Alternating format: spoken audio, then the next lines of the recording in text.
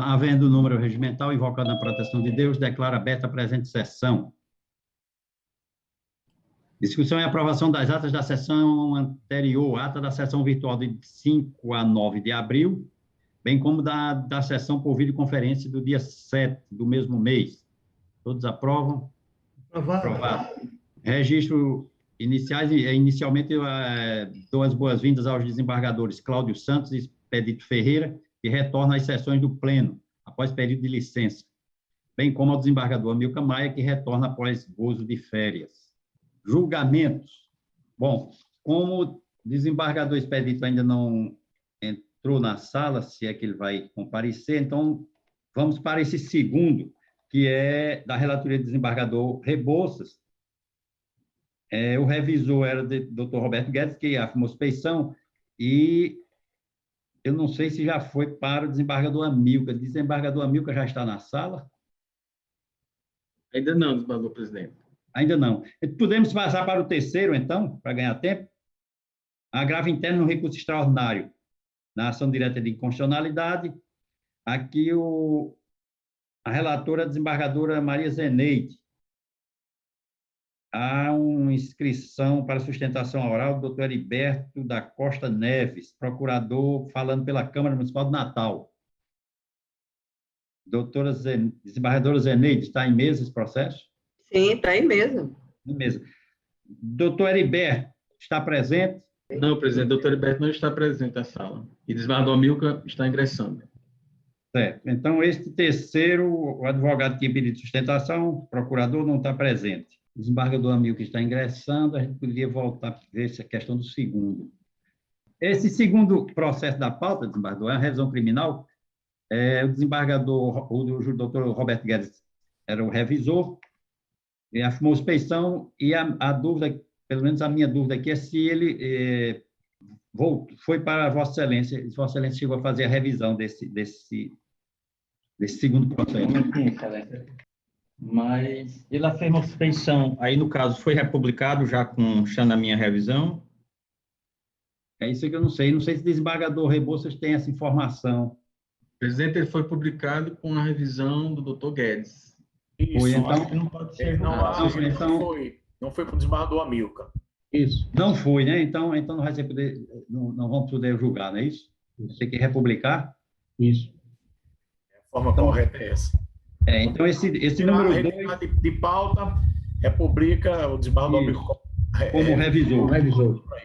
Certo. Então, o número 2, que estava inscrito o doutor Gustavo, para fazer sustentação, se estiver presente, já fica avisado aqui que não vai ser julgado hoje. É para o novo revisor, não é isso, desembargador? É para o novo revisor, exatamente. O 3, doutor Heriberto da Costa Neves, que é esse agravo interno. Não está presente, né?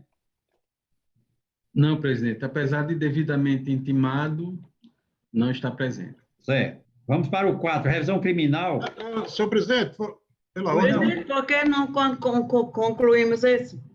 Pelo conhecimento e desprovimento do agravo interno proposto pela Câmara. Como nós fazemos sempre, então já está julgado. Já vi aqui né? Ah, já está sim. Julgado, não é isso? Pronto, já tem 3 ok. votos. Ok, julgado 3, nos termos do voto da relatora. Agora, o 4, a revisão criminal, requerente José Maurício, advogado doutor André Augusto, requerido da Justiça, desembargadora Maria Zeneide, a relatora.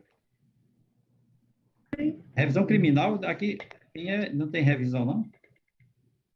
Tem. Não consta aqui quem é o revisor, não. Na minha pauta. Mas, certamente, desembargadora Zeneide, confirme aí. Mas, senhor presidente, é porque não é a revisão, é um agravo na revisão. Sim. Então pronto. Só que no sistema aparece como revisão. Então, aqui, desembargadora Zeneide, relatora, está inscrito para fazer sustentação oral do Dr. Altair Soares, advogado requerente. O agravo tem sustentação? É isso que... o agravo qual foi a decisão que ele está agravando aí? Ela indeferiu inicial. Indeferiu inicial, né? Então, sim. Então caberia, né? Sustentação? Isso. Exato. Não, Doutor não, Altair. não, senhor presidente. Aqui na Não? emenda está indeferimento de pedido liminar de suspensão de cumprimento da pena. Então, foi uma liminar que foi pedido, pelo menos aí. Mas o desembargador Zeneide pode esclarecer aí. Eu estou esclarecendo em face da emenda. A emenda está dizendo exatamente que é esse indeferimento que foi pedido, né, sobre a suspensão de cumprimento de pena nesse agravo. Ou seja, o recurso é contra o indeferimento da liminar, não é isso? Exatamente. O pedido era de suspensão imediata do cumprimento da Do pena. cumprimento da pena, e foi indeferido. Então, nesse caso, o tribunal não vem admitindo a sustentação. Salvo engano. O regimento não tem previsão. O regimento pelo regimento nós não vemos. Então, doutor Altair, se estiver presente, já fica sabendo disso aí. Desembargadora Zeneide, o voto já está... Recurso conhecido, mas desprovido. Isso. Desprovido, consta que 12 desembargadores acompanhando o voto da relatora. Então, posso proclamar como julgado a unanimidade nos termos do voto da relatora, certo? No voto, a relatora traz aqui precedentes do STJ, né, nesse sentido. Mais de um precedente, inclusive. Eu estou acompanhando, senhor presidente. Certo. Posso proclamar, então, julgado a unanimidade dos termos do voto da relatora. Bom, agora, antes de ir para os independentes de pauta, os conflitos, o primeiro do desembargador Expedito não chegou, Márcio? Não ingressou na sessão? Ainda não, presidente. A assessoria está tentando contato com ele. Certo. Então, vamos para os conflitos. Os conflitos têm o quinto e o sexto. O quinto, conflito de competência, suscitante primeira vara da Fazenda Pública, comarca de Mossoró, suscitado terceiro juizado da Fazenda Pública de Mossoró, relator desembargador Amilca, pedido de vista, desembargador Amauri pediu vista neste processo. Desembargador Amauri tem a palavra. Pois não, excelência. Inclusive, eu lancei já o voto vista, porque a minha dúvida surgiu exatamente se era de se aplicar as novas decisões que esse tribunal tem lançado em casos dessa natureza, quando envolve discussão sobre a questão da necessidade de perícia nas ações que tramitam nos juizados especiais. Em alguns casos, nós temos admitido e a competência do juizado especial, mas sempre considerando a natureza da perícia em face da complexidade do caso. Esse é o ponto central que eu trago do meu voto vista, e como já está lançado, e no caso estou acompanhando o relator, fazendo exatamente a distinção em relação àquela outra matéria que trata de necessidade de perícia, naqueles casos que existam somente um mero levantamento de contábil, ou mesmo naqueles casos de insalubridade. Aqui, ao que me parece, e pelo que eu colhi dos autos, a questão é mais complexa, porque envolve a necessidade de perícia para ferir se há cegueira ou grau de deficiência visual apontada e discutida nos autos de origem. Faço referência aqui que não estou a defender com as considerações que trago a lume, que não se trata do chamado overruling, né?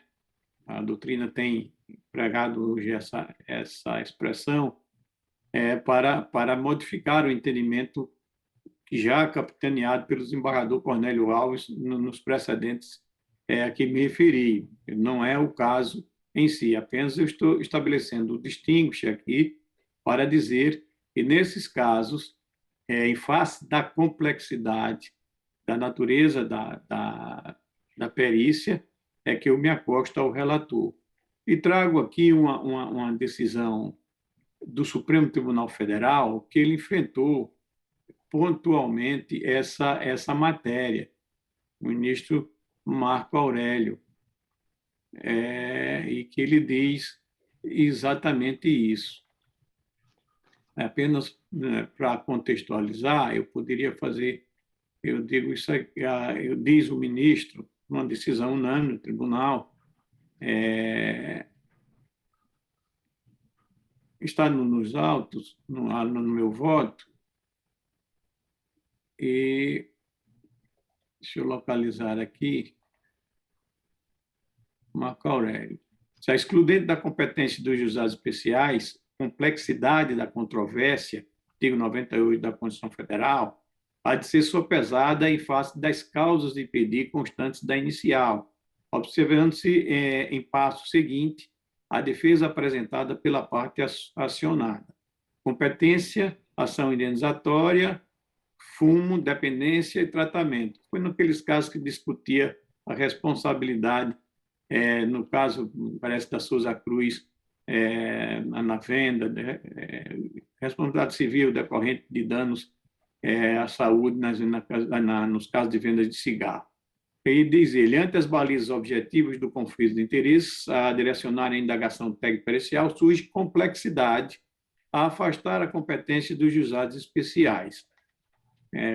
Está no RS 537427 da relatoria do ministro Marco Aurélio.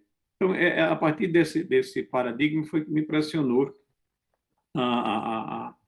e me levou a compreender que, no caso presente, volto a dizer, não estou modificando meu voto, porque acompanhei o desembargador Cornélio quando o desembargador Cornélio trouxe essa discussão à Corte, e a própria Corte também, me parece que, pelo menos por maioria, tem seguido esse entendimento, e por isso que eu faço exatamente esse distinguish, para dizer que, no caso, se trata de matéria mais complexa que está a exigir uma perícia mais aprofundada e que, por isso, não pode ser apreciada em sede de juizados especiais. A minha preocupação também decorre do fato de que não poderíamos generalizar a ponto de, e isso não é o caso do desembargador Cornélio, porque lá a particularidade, como eu disse, ele trouxe em casos menos complexos, em casos mais simples, porque seria até desvirtuar o princípio da celeridade, da simplicidade, da oralidade próprios do juizado especial. Portanto, eu vou acompanhar o desembargador relator. Como estou votando, senhor presidente. Pois não, desembargador. Desembargador Amilcar, quer fazer algum comentário? Presidente, apenas dizer que, não obstante minha divergência inicial naquela questão da perícia, se for de baixa complexidade, não retiraria a competência do juizado especial, eu aderi ao posicionamento encaminhado, apesar de ter divergido inicialmente, eu aderi o meu posicionamento ao entendimento firmado pela Corte. Agora, nesse caso, como eu disse, eu entendi que a matéria não poderia ser enquadrada na mesma situação. Só isso. Pois não. Pelo sistema, aqui nós temos 6 desembargadores acompanhando o relator, divergindo. Desembargador Dilermando. Desembargador Cornélio e desembargador Saraiva. Desembargador Cornélio e desembargador Saraiva, exatamente. Faltando voltar aqui para o sistema. Desembargadora Judite também. Isso. Desembargadora Judite, desembargador Dilermando, desembargador Cornélio e desembargador Saraiva. Isso. Consta aqui divergindo, né? E 7 acompanhando a... 6. Aqui já tem 7. Sim. O sistema. Desembargador Glauber, desembargador Rebouças Gil, desembargador Vigílio, desembargador Maurício, desembargador Ibanez, desembargadora Maria Zeneide. Posso proclamar, então? Presidente, o desembargador Cláudio não acompanhou o início do julgamento, mas ele, encontrando-se habilitado, o voto ainda não foi proferido pelo juiz doutor Homero, que o substituiu. Não, eu não estou habilitado apto a participar desse julgamento, não. Certo. Então, ficaram 7, 4 divergindo, 7 acompanhando. é o resultado final pelo não provimento, não é isso? Por maioria. Os vencidos já disse a lei, desembargador Judite e os demais. Agora, o número 6, que é também um conflito, suscitante é juiz de direito da terceira vara da Fazenda Pública, comarca de Mossoró, suscitado segundo juizado especial da Fazenda Pública da comarca de Mossoró. O relator desembargador Ibanez, aqui foi pedido um destaque aqui pelo doutor Roberto Guedes. Estava no substituindo desembargador Saraiva. O Roberto Guedes, a conexão dele caiu, presidente. Está tentando entrar de novo? Está sim, está no gabinete O tentando... processo aí do doutor Romero, que está pendente também, porque não julga logo. Esse é porque depende do desembargador Expedito. É o primeiro, né? É o primeiro. Alexandria. Desembargador Expedito não acessou, não entrou, não confirmou ainda. Senhor presidente, uma questão de ordem sobre esse primeiro processo que talvez resolva essa situação já desde logo. Sim. Somente hoje nós percebemos, e também nós esperávamos que esse voto fosse proferido pelo desembargador Cláudio Santos, mas das 3 nulidades que nós suscitamos na revisão, 2 decorrem de atos judiciais praticados justamente pelo doutor Homero Lesca enquanto juiz de primeira instância. Então, seria o caso de impedimento do artigo 252, inciso 3 do Código de Processo Penal. E aí eu já suscito agora, até por uma questão de lealdade e boa-fé, não vou esperar que se diga se eu preciso ou não fazer a sustentação oral para isso. Que processo é esse? É uma revisão criminal. É a primeira? É a revisão criminal. 0809-127, é isso? Requerente FDB. Doutor Homero... Mas se doutor Homero aceitar a arguição de impedimento levantada pelo advogado, eu retiro de pauta para examinar o processo e trago na próxima sessão. Isso. Doutor Homero, tá nos ouvindo? Estou ouvindo perfeitamente, desembargador. A questão é que eu tinha examinado esse processo e a questão era que eu não tinha dado nenhuma decisão de mérito, só despachos ordenatórios. Mas eu fico bem à vontade para declinar a minha participação nesse processo, acatando aí esse impedimento, porque acho que aí fica muito mais interessante a questão processual para julgamento aí pelo plenário. Então, eu acato aí o impedimento para declinar a minha participação nesse processo, por questão já de ter atuado nesse processo de forma de substituição, né, a segunda vara, apesar de não ter dado uma decisão de mérito lá, ou interlocutória, apenas despachos ordenatórios. Pois não, agradeço. Então, desembargador Cláudio pede retirada de pauta, é isso? Essa retirada de pauta para exame do processo e vou trazer máxima pressa. Agora, senhor presidente, se Vossa Excelência permitir, eu gostaria de, já que o doutor Homero vai sair da sala, agradecer o excelente serviço, excelente trabalho que ele procedeu no gabinete durante esses 3 meses em que eu estive afastado. Não apenas em quantidade, mas também em qualidade. Não apenas na Câmara, mas também aqui nesse plenário. Portanto, eu queria que ficasse registrado esse meu agradecimento. Era só, senhor presidente. Pois não, excelência. Fica registrado. Nós também somos testemunha disso. Muito obrigado pela participação e eu estou me retirando da sala, presidente. Obrigado a Vossa Excelência, doutor. Doutor Guedes está retornando, desembargador presidente. Pronto. Doutor Roberto, esses 5 conflitos de competência, aliás, o 6º da pauta, Vossa Excelência pediu um destaque. A relatoria do desembargador Ibanez. Oi, tem a palavra. Eu, inclusive, apresentei um voto divergente. Porque o tribunal já vinha entendendo da competência do juizado nessa matéria. Teve um julgamento em 2020, desembargador de Lermano, e agora em em março desse ano, da nossa relatoria, e o voto do desembargador Ibanez veio de uma maneira diferente do que o tribunal estava decidindo. E, no caso, eu abri a divergência nesse sentido. É aquela questão de da competência de ser do juizado da Fazenda Pública ou da Vara da Fazenda Pública, naqueles fracionamentos das ações. Aí, para mim, é indiferente do que o tribunal decidia, apenas era só para a gente definir o que seria, como é que seria a partir de hoje, se permaneceria como o tribunal vem decidindo, ou vai ser com entendimento novo do desembargador Ibanez. Pois não. No sistema aqui consta... Presidente. Pois não, desembargador Ibanez. Mas eu penso que merece um rápido esclarecimento. Exato, desembargador Ibanez, até mesmo porque eu não votei, porque como havia o destaque, e realmente também me surgiu alguma dúvida em relação a esse tema, até mesmo porque no processo dos precedentes do desembargador Dilermano, ele traz entendimento do Supremo, me parece até da relatoria do desembargador Gilmar Mendes, que aborda essa questão desse fracionamento, entendendo que naquele caso julgado não havia burla, né?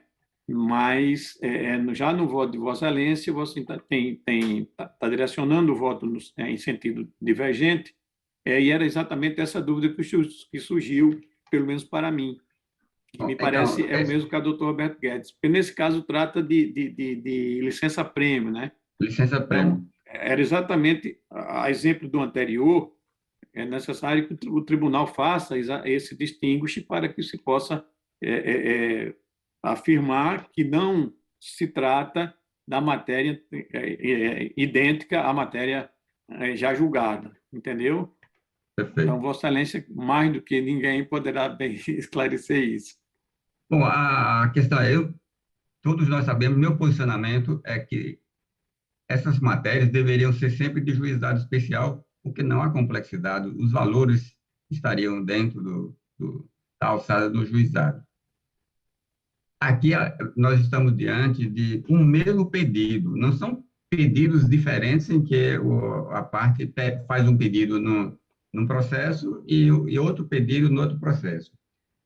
Ele pede a indenização por licença-prêmio, como são períodos distintos de licença-prêmio, lógico que não, ainda que em continuidade, mas ele fracionou o primeiro período, o segundo período e tal, de modo a não alcançar, não ficar inferior à alçada do juizado. E aí propôs duas ações, ambas postulando indenização por licença-prêmio, de períodos diferentes, para não ter que renunciar ao excedente do juizado especial, da alçada do juizado especial. A regra do juizado especial é, se o valor pretendido for superior à alçada do juizado, a parte poderá demandar no juizado desde que renuncie ao excedente.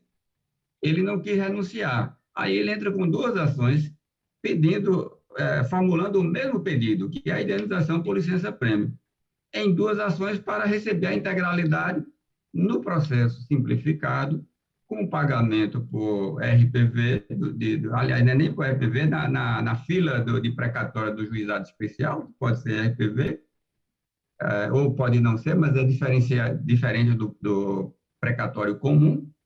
Então, me pareceu que ele, ao dividir os períodos para postular a indenização, ele quis simplesmente não sair do juizado especial para ter o benefício da celeridade do juizado especial. É diferente nós estamos aqui a falar em complexidade, nem aquelas outras matérias. Se fossem pedidos, pelo menos, de natureza diversa, férias, demora na concessão de aposentadoria e licença-prêmio, eu ia entender que não, porque são pedidos diversos que a possibilidade de acumular na mesma ação é uma faculdade. Se ele estivesse pedindo licença-prêmio e férias, eu admito, não estava a discutir assim, porque nós estaríamos diante de pedidos diversos acumulados na mesma ação. Nesse caso, não. As duas ações tratam de férias, de licença-prêmio. E aí eu entendi que ele não poderia pegar o mesmo pedido e fracionar esse pedido para para permanecer no juizado especial. Então, a discussão, basicamente, é esta. Se mesmo fracionando o mesmo pedido, ele pode demandar duas ações ao mesmo tempo no juizado especial. Não são nem ações propostas em períodos diferentes.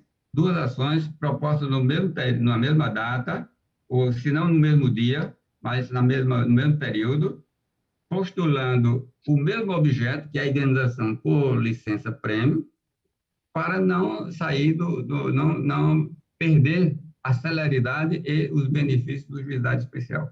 E aí vamos discutir e ver qual o entendimento que irá prevalecer.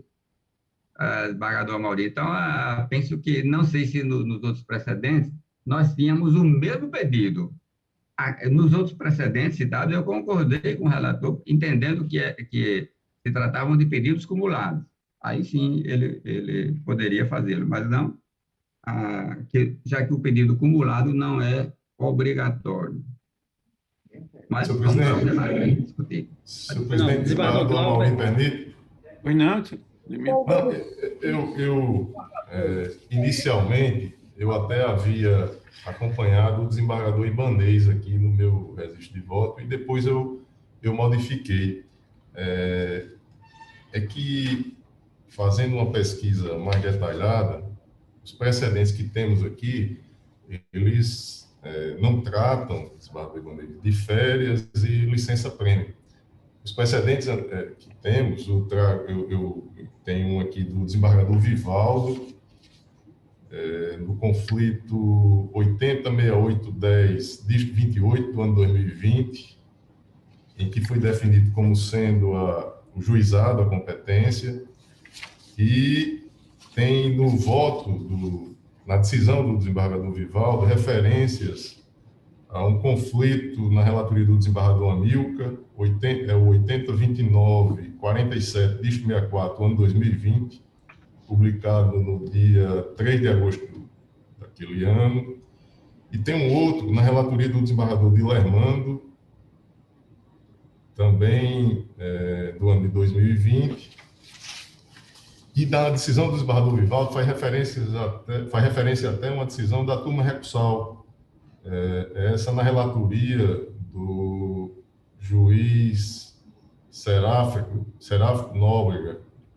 E em todas elas, não há um pedido de férias e de licença-prêmio. Em todas elas se considera como parcela autônoma. Um período de licença, uma parcela autônoma, e o outro, que poderia, por decisão do autor, ser formulado na mesma ação, formulado em uma outra, também uma parcela autônoma. E aí há que se considerar que ele poderá ter ou não direito a essa parcela, somente a uma ou até as duas. Na decisão aqui do desembargador Amilcar, trata de período de férias, e são períodos diversos, e que foram formulados em ações distintas, respeitando-se aí o limite do juizado. Na do desembargador Dilermando, também é período de férias. Também é período de férias. Distintos. Mesma coisa, foi isso Mesma aqui. Coisa. Pela situação que eu estava olhando aqui, no desembargador Ibanez, ele pode confirmar ou não, trata-se de períodos distintos de aquisição de licença-prêmio. Não é Exatamente. O mesmo período diferente. Parece que tratam-se de períodos distintos. Exatamente. Então, é isso que eu estou dizendo. São parcelas autônomas, como as férias também. Férias, períodos distintos. Não.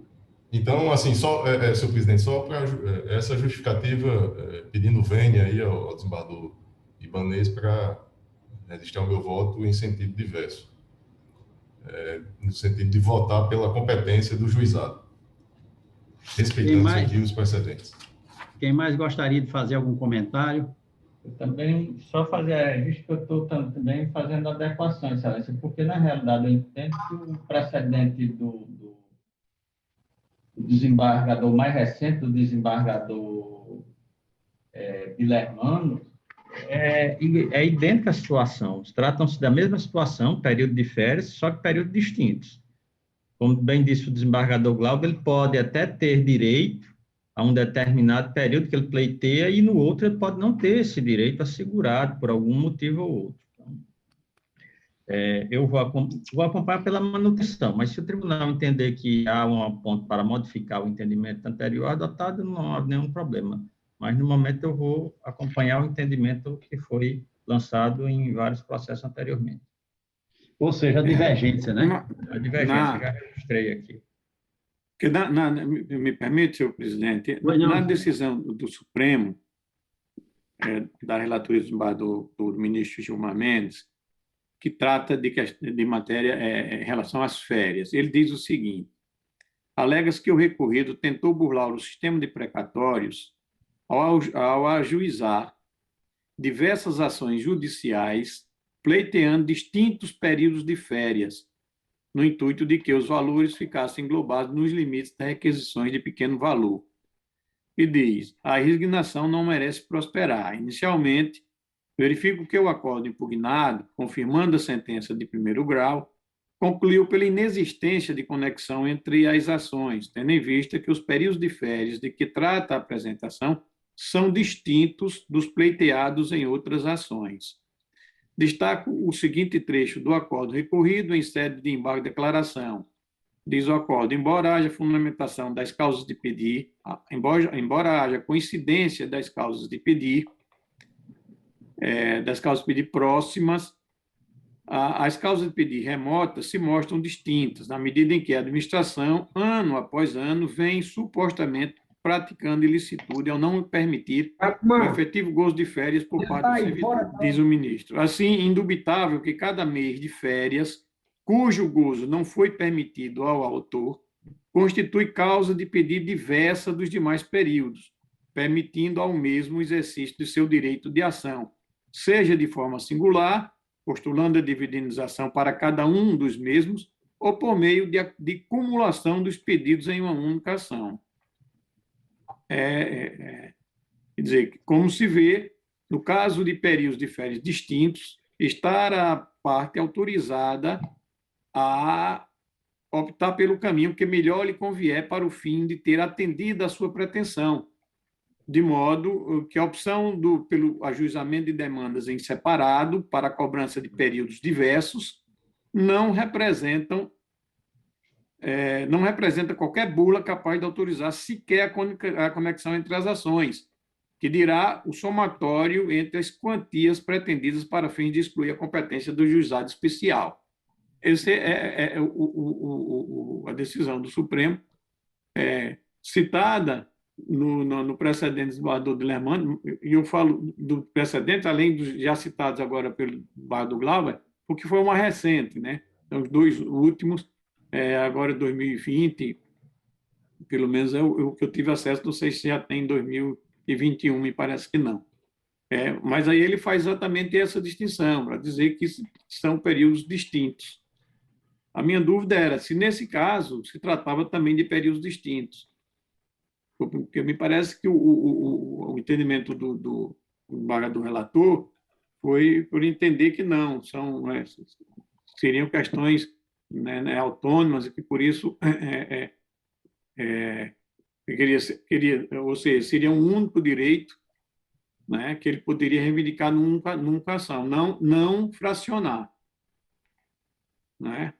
Mas aí são períodos que ele quer. Aí é o que eu pergunto, ele quer juntar 2 períodos de licença-prêmio e está pretendendo a indenização nessa ação, não é isso? Eduardo Ibanez, ele pretendeu numa ação um período e numa outra ação outro período, períodos distintos. Veja que a licença-prêmio é a continuidade, né? Desde o início do serviço público, vai somando. A cada 5 anos tem direito à licença-prêmio. Ele fracionou os períodos para pedir, mas o período de aquisição é continuado. Mas, desembargador Amaury, eu não estou a discutir que deve ser como eu pus o voto. Apenas eu trouxe para o debate, porque definida que é a competência, me parece que é uma questão pouco relevante. Aliás, eu tenho defendido aqui como nós temos que o juizado especial, a competência do juizado especial da Fazenda Pública é absoluta, nós estamos a admitir muitas ações da alçada do juizado no juízo comum e recurso para o tribunal, quando deveria ser recurso para a turma dos juizados especiais. Então, nós não temos observado com rigor a matéria de competência absoluta do juizado. E aí que minha dúvida ficou, e quando eu lancei o voto, apenas com relação a se tratar de licença-prêmio, que é um período continuado, não tem intervalo. Se tivesse havido, por exemplo, um intervalo em que interrompeu a contagem do tempo de licença, eu teria feito o voto logo de início de forma diferente. No entanto, estou vendo que há precedentes e a tendência do tribunal. Não me oponho, inclusive, se for o caso, se o tribunal concordar, em retirar de mesa para adequar a esse entendimento e não ficar com nenhuma divergência para uniformizar o entendimento dessa matéria. Também não faço nenhuma objeção a isso, porque prefiro um entendimento uniformizado do que uma divergência individualizada. Muito bem, Excelência. Eu acho que esse é pensamento de todos nós, né? Na verdade, eu tanto quanto Vossa Excelência, não estou querendo firmar aqui entendimento, nem teses, né, absolutamente. Tanto é que nem votei ainda. Eu manifestei a minha dúvida e que ficou mais acentuada em face da divergência do Dr. Guedes, não é? Mas o que eu queria era exatamente que se estabelecesse essa diferença. Primeiro, se havia diferença entre um paradigma e outro, para que nós pudéssemos ou manter a decisão ou modificar, não é? E fiz referência, inclusive, no meu voto anterior, que a matéria é similar, eu fiz questão de dizer e tentar, pelo menos, mostrar que havia diferença entre um caso e outro. E aqui também, porque para não dar a entender que o tribunal decide de uma forma, numa sessão, e na outra já muda sem qualquer razão ou fundamentação jurídica. Mas, se Vossa Excelência se propõe a retirar para aprofundar mais ainda a questão, eu, pelo menos, estou absolutamente de acordo e acho extremamente salutar a posição de Vossa Excelência. O nosso objetivo é exatamente esse aqui, discutir para extrair da discussão o melhor direcionamento da matéria, não é? Independentemente. O melhor é sempre a decisão da maioria, porque é colegiado. Eu não posso Sem querer dúvida. meu entendimento, e nem sempre é acertado. Sem dúvida. O desembargador Ibanez vai retirar de mesa? Proponho isso aí. Pronto, não, porque senão eu iria pedir vista, mas aí eu aguardo o pronunciamento de Vossa Excelência. Tá, então, o pedido de retirar de mesa já é direcionado para alterar o voto e ajustar a esse entendimento que parece ser o majoritário. Não, então, aí, nesse caso, eu vou pedir vista. Isso.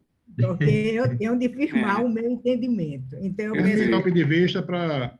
Então, vamos logo com o pedido de vista, porque a desembargadora Judita irá analisar como a gente está tentando uniformizar entendimento, vamos debater mais um pouco, né, da matéria, se tornou controvertido, vamos debater mais um pouco para ver. De pleno acordo, Já haviam registrado aqui no sistema, né, Mauri, que é interessante. Sim, o que a gente tem que fazer, desembargadora Judita certamente fará isso, e melhor do que todos nós, é exatamente aferir se... Não, é sério, desembargadora Judita, Vossa Excelência sabe. Veja bem,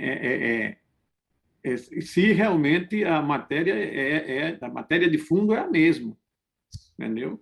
Se a questão da licença-prêmio ela se opera como disse o relator, pelo menos está entendendo o relator, não é continuar, não se trata de questões distintas, de momentos distintos, não é? É um período que ele soma e o direito dele provém quer dizer, seria autônomo, não é? Se for, tudo bem, se não, é isso que a gente tem que distinguir. Tá certo, desembargador. Já havia sido registrado aqui acompanhando a divergência, desembargador Amilcar, desembargador Glauber, doutor Roberto, desembargador Vigílio e desembargador Dilermando. Haviam registrado. Registrado acompanhando o relator, desembargadora Zeneide, desembargador Rebouças, mas pelo sistema que agora, inclusive, está desatualizado. Então... É isso aí, presidente. A gente aguarda, então. Isso. Não é? O pedido de vista da desembargadora Judite. Está mantido. Ok. Então, encerrada a parte jurisdicional, vamos à administrativa. Declarando aberta a ordem administrativa, não temos processo administrativo. Expedientes, indicações, Márcio. Temos sim, temos o ofício do excelentíssimo ministro de Estado do Desenvolvimento Regional, Rogério Marinho, agradecendo aqui o voto de pesar aprovado no Tribunal Pleno em razão do falecimento de sua mãe, no dia 22 de fevereiro último. Agradecendo a todos os membros do tribunal, renovando os votos de consideração. E ainda, excelência, temos o ofício do excelentíssimo senhor juiz auxiliar da presidência, João Afonso Moraes Cordeus. Senhor presidente, cumprimentando, venho acusar o recebimento do ofício acima destacado e agradecer a vossa excelência e aos demais membros do Tribunal de Justiça do Estado do Rio Grande do Norte a honrosa moção de congratulações pela passagem do meu aniversário, ocorrido no último dia 28 de março. Na oportunidade, quero externar a incontida alegria que aflora no coração em face do inesperado registro de momento tão importante da minha vida e dizer do incondicional respeito e admiração que tenho por todos os integrantes desta secular Corte de Justiça, respeitosamente e somente, excelência. Não. A presidência propõe uma moção de congratulações pela passagem do natalício do desembargador Manuel dos Santos, que ocorrerá no próximo dia 29. Todos aprovam? Aprovado. Na pauta administrativa, nós temos, inicialmente, uma minuta de resolução sobre a instalação e funcionamento da Unidade Judiciária de Delitos de Organizações Criminosas. Nós recebemos, foi distribuída essa minuta, mas o desembargador Glauber fez umas sugestões aqui de alterações em alguns artigos. Nós recebemos, eu pelo menos recebi hoje, e acho que seria melhor a gente deixar essa minuta de resolução para apreciar na próxima sessão, se os senhores assim concordarem.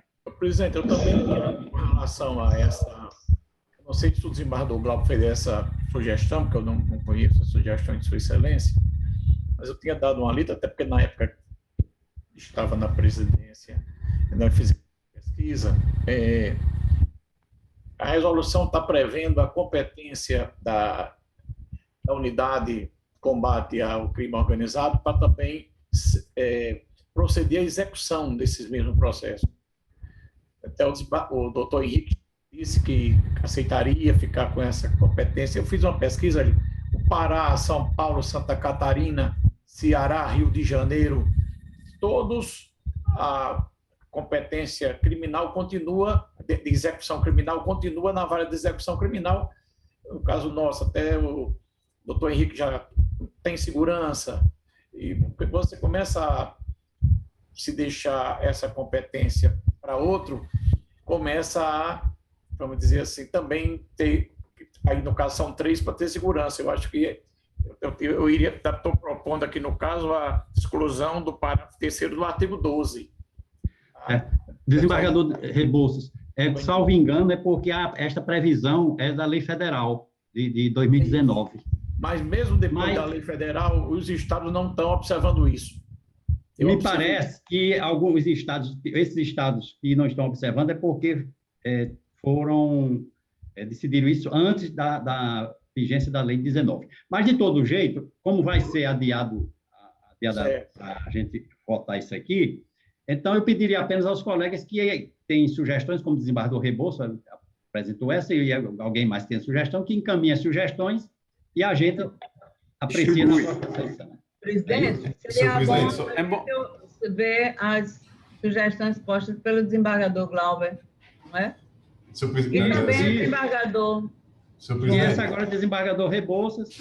Então, a gente examina tudo isso Distribui as propostas de emendas e que a gente discute.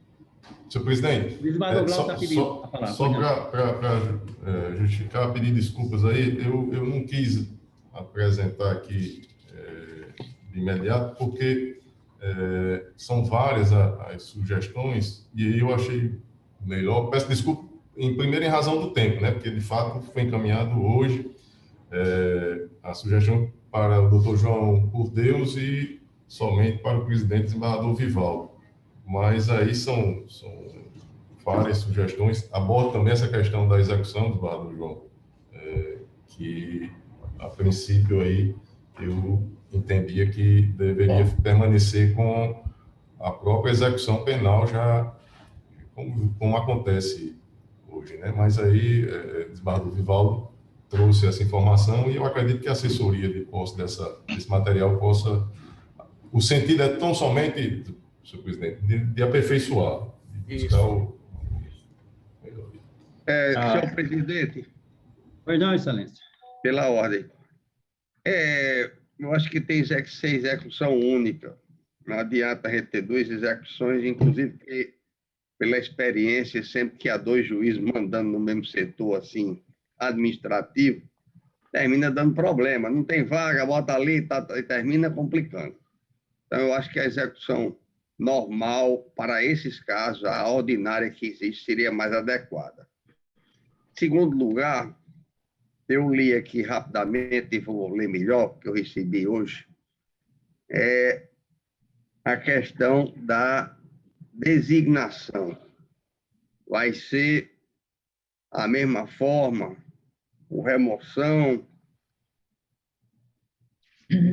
enfim, há alguma necessidade de normatizar essa questão já nesse caso, porque é uma novidade para nós, né? Nós vamos ter um juízo único com 3 magistrados, né?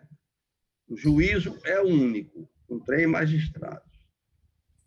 Então, agora, por exemplo, nós nos deparamos lá no Tribunal Eleitoral com a questão da zona que vai julgar processos criminais em todo o Rio Grande do Norte, com jurisdição em todo o Rio Grande do Norte, e há lá um dispositivo na legislação do TSE de que tem preferência os juízes que já exerçam jurisdição e atribuições criminais. Eu estou apenas levantando isso, já que o assunto vai à reflexão nova, para que a gente veja também esse aspecto. Era só a minha contribuição, senhor presidente. Certo, agradeço a Vossa Excelência e vamos examinar todas essas questões.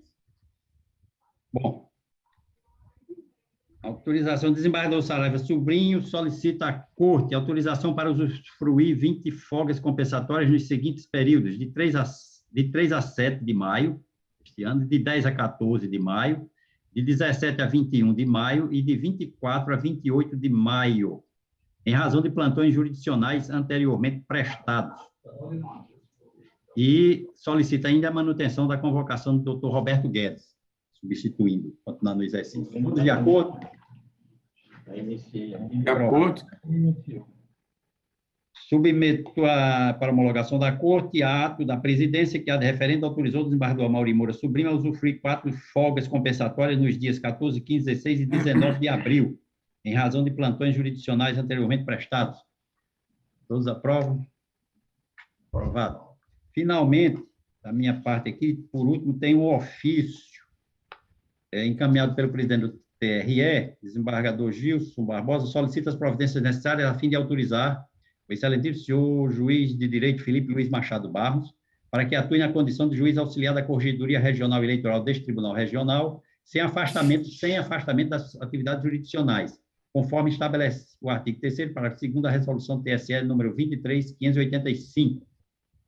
De minha parte, não, concordo, não tenho nada contra. De acordo, excelência. Então, aprovado. Desembargador Amaury Moura, indicações propostas? Não tem, excelência. A não ser reiterar o que já fiz no início, os votos boas-vindas aos colegas que estão retornando a esta corte em particular, o nosso querido colega Eduardo Cláudio, né, com saúde e sempre colaborando, combativo e grande colaborador aqui dos nossos trabalhos. Sem proposições, Excelência. Desembargadora Judite. Da mesma forma, Excelência, reiterar os votos de boas-vindas de Vossa Excelência e mais nada a dizer. Desembargador Cláudio Santos. Senhor presidente, primeiramente agradecer a todas as manifestações dos colegas durante esse período que passei afastado. Dizer, desembargador Vivaldo Pinheiro, do meu prazer estar aqui dividindo a bancada com Vossa Excelência na presidência, a primeira vez, não pude sequer ir à sua posse, mas, portanto, desejo muito sucesso, como já o fiz antes de Vossa Excelência assumir. E, por sinal, tenho observado e acompanhado que Vossa Excelência está superando todos os outros antecessores, à exceção dos demais, eu só falo comigo. Está muito bem, muito tranquilo e com a sensatez que lhe é peculiar a sua personalidade. Eu quero cumprimentar, portanto, Vossa Excelência, o desembargador Amaury Moura, desembargadora Judite Nunes, desembargador Expedito Ferreira, desembargador Amilcar Maia, Saraiva Sobrinho, desembargador Vigílio, desembargador Dilermano, desembargadora Zenei, desembargador Ibanez, desembargador Glauber, desembargador Cornélio, desembargador Gilson, mais ainda todos os funcionários, especialmente os senhores Márcio e Edivaldo, e dizer do meu prazer de voltar aqui, de voltar para o convívio de vocês, fazendo dentro dos meus limites o melhor possível. Então, volto com a mesma alegria e a disposição de sempre. Era só, senhor presidente. Desembargador Cláudio, olha o perigo de nominar. Esqueceu o desembargador João Rebouças, rapaz. A João Rebouças, realmente, eu esqueci de citar, embora esteja anotado aqui, porque os de mais perto do coração eu deixei para o esquecimento.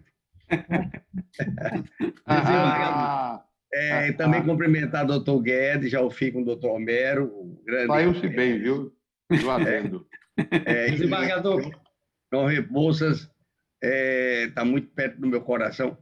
Aliás, como todos, mas ele talvez esteja ainda mais perto, porque mora aqui mais perto de mim, talvez a questão geográfica influa. Obrigado, Desembargador Cláudio, muito obrigado em relação aos seus elogios, mas não exagere tanto, né? A Excelência é muito generoso, eu sei, mas também não precisa exagerar. Muito obrigado. Desembargador João Rebouças. Se fizer muita propaganda, Vivaldo, o STJ leva você. Também, senhor presidente, ratificar as palavras dos colegas que me antecederam de boas-vindas aos colegas que estão retornando e dizer que é sempre um prazer, uma alegria, essa convivência nossa. Muito obrigado. Doutor Roberto Guedes. Senhor presidente, reitero os votos do desembargador Amaury, que deu boas-vindas aos que retornaram e desejar a todos um bom retorno e um bom trabalho. Mais nada, Excelência. Desembargador Amilcar. Senhor presidente, faço minhas palavras do desembargador Amaury e não tenho comunicação nem proposição.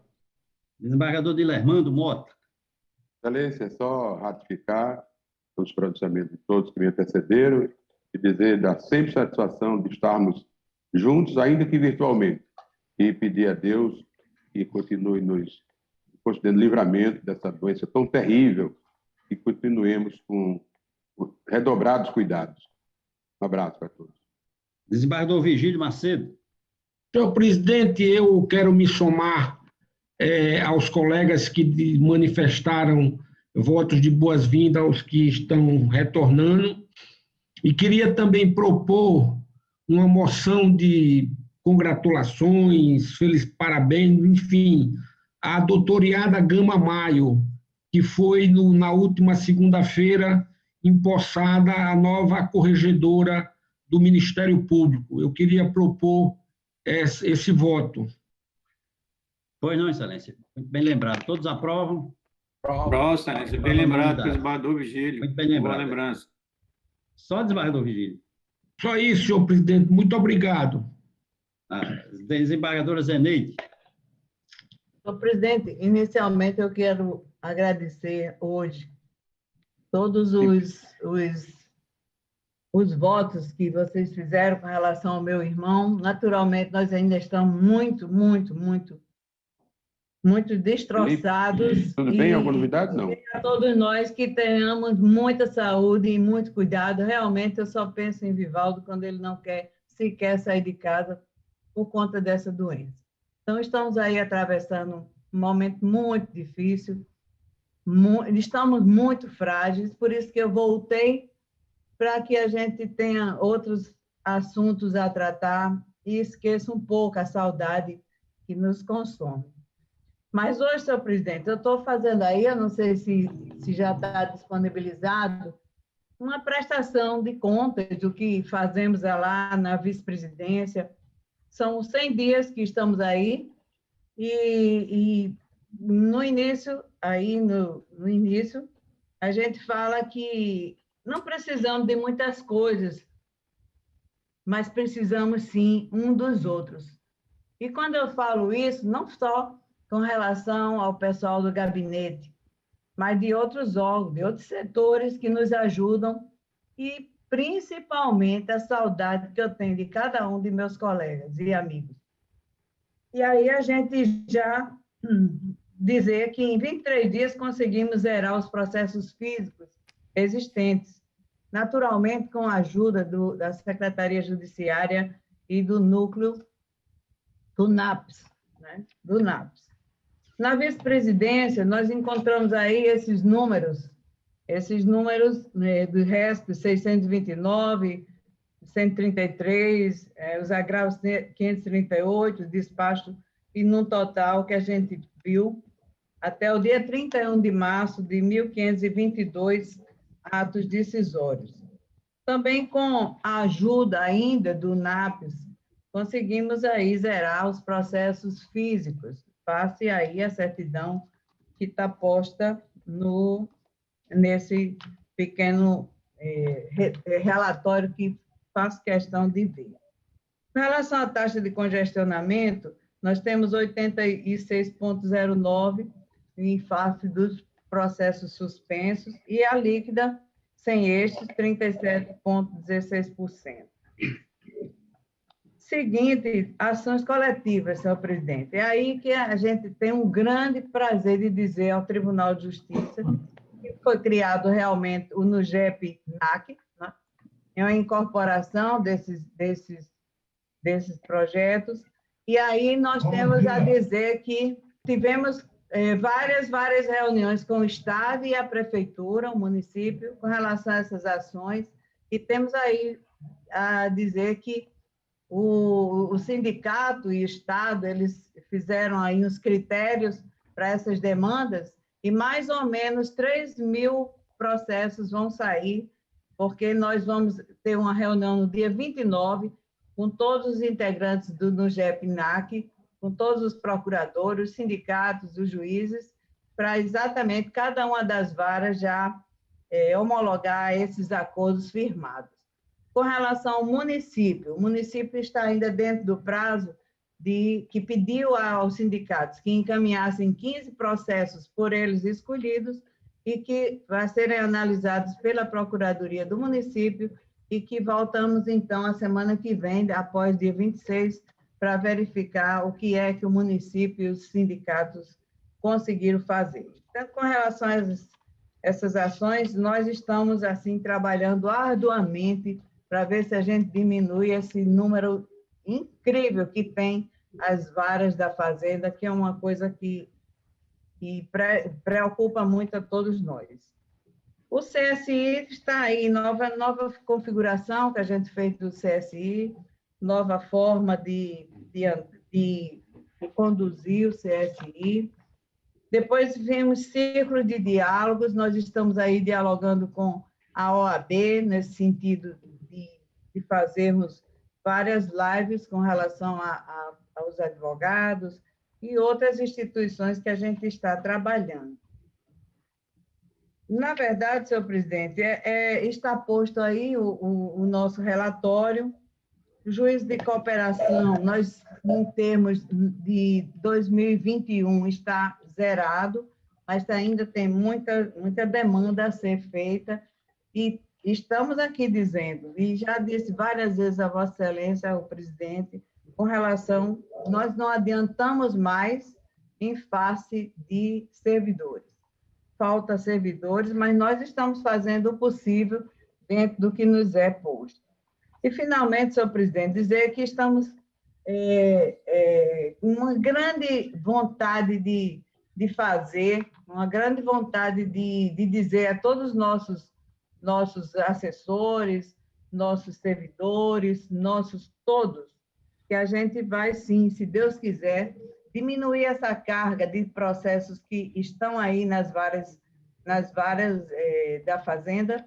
E uma coisa incrível, que só na vara de doutor Cícero tem quase 28 mil processos, e assim as outras também nesse valor. Então, se a gente conseguir isso, homologar já no dia 29, nessa reunião que está proposta, e abatendo naturalmente a semana que vem, a gente vai ter uma notícia favorável aí do município, a gente sim tem tido um sucesso muito grande com relação a isso, e por isso eu tenho que destacar principalmente os procuradores, que estão assim em face de conciliação toda hora, os advogados que fazem os sindicatos, que estão constantemente conosco, e principalmente um grande conciliador, que é o doutor Fábio Filgueira, juntamente com o Geraldo Mota. Muito obrigada a todos. Que a gente está e espero que a gente possa estar fazendo esse retorno, dando esse retorno de nosso trabalho com essas notícias muito boas para o Tribunal de Justiça. Obrigado, desembargadora Zeneide. A presidência também fez um relatório, prestação de contas dos 100 dias, e será apresentado, mas eu vou apenas concluir aqui a ordem dos colegas para alguma proposição. Então, logo termine, então, Juliano fará a apresentação desse relatório rapidamente. Desembargador Ibanez Monteiro. Presidente, quero compartilhar das mesmas propostas dos colegas com relação às homenagens aos colegas que retornaram às atividades e as demais homenagens já aprovadas, feitas nesta ocasião, e sem proposição pessoal, presidente. Obrigado, desembargador. Desembargador Glauber Rego. Presidente, também das boas-vindas aí a desembargadora Zeneide, desembargador Cláudio, ratificar as demais propostas formuladas anteriormente aí, em especial a desembargador Vigílio. Parabenizar a desembargadora Zeneide aí pelo trabalho realizado. Vossa Excelência, que ainda não apresentou, mas certamente é do nosso conhecimento aqui, sucesso da gestão de Vossa Excelência. Então, parabenizo ambos. E, por fim, senhor presidente, eu tenho uma proposição, uma moção de congratulações, aí, de aplausos à escolha que foi feita agora recentemente pela Academia Norte-Rio-Grandense de Letras, do jornalista, cientista político Gaudêncio Torquato. Então, Gaudêncio Torquato, que tem conhecido nacionalmente, potiguar, aqui natural do município de Luiz Gomes, e que tem, inclusive, enquanto estive à frente do TRE, teve uma participação como palestrante lá no encontro de presidentes realizado aqui em Natal. Então, a sua escolha certamente orgulha a todos nós. E eu apresento aí essa proposta, uma moção de aplauso, de congratulações aí, à escolha feita do Gaudêncio Torquato. Pois não, todos aprovam? Aprovam.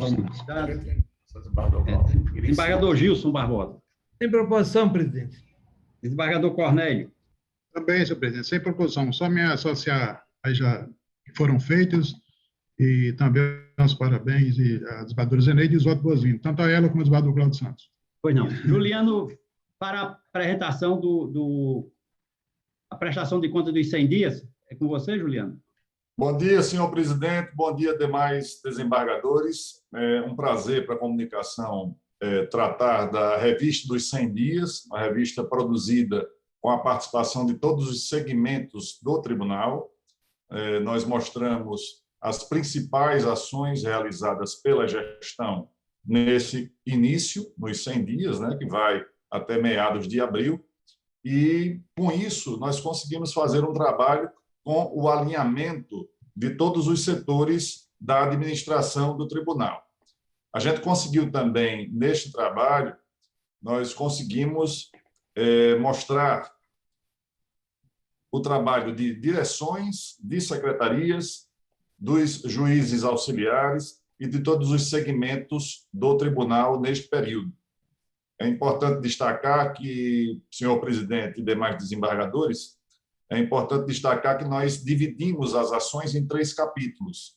Nós falamos dos avanços na área jurisdicional, nós falamos do trabalho das secretarias e das unidades e também abordamos as principais prioridades desenvolvidas, iniciadas e algumas já realizadas pelo segmento administrativo do tribunal. É uma revista de pouco mais de quase 40 páginas, são 38 páginas, feitas pela assessoria, que, ao final da revista, nós temos uma seção com algumas imagens de alguns momentos destes primeiros dias de atuação da presidência e de sua equipe. Nós queremos agradecer a colaboração de todos os setores, dos gabinetes dos desembargadores, das secretarias e das demais diretorias do tribunal. Rapidamente, eu queria apenas que o nosso companheiro Wagner mostrasse uma imagem visual, uma visualização da revista, para que os senhores tenham a visão do nosso projeto editorial e da concepção dessa revista. É com você, Wagner. Eu não sei se os senhores estão ouvindo a fala de Wagner. Eu aqui não consigo ouvir, mas podemos dizer que aí tem os momentos, aí nós mostramos alguns momentos da posse, de reuniões, da criação e institucionalização do Comitê de Prevenção ao Assédio. Nós dividimos a revista em capítulos para facilitar a leitura e a compreensão de cada segmento do tribunal e encerramos com o resumo, né, em imagens de alguns dos momentos de atuação da gestão 2021-2022.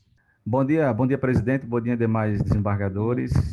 Rapidamente, só para concluir a nossa apresentação, falar da nossa campanha de divulgação, que nós estamos iniciando hoje, através de papel de parede nos computadores do tribunal, iremos enviar e-mails para os servidores, e nós criamos uma página para que os servidores e a sociedade tenham acesso a esse material.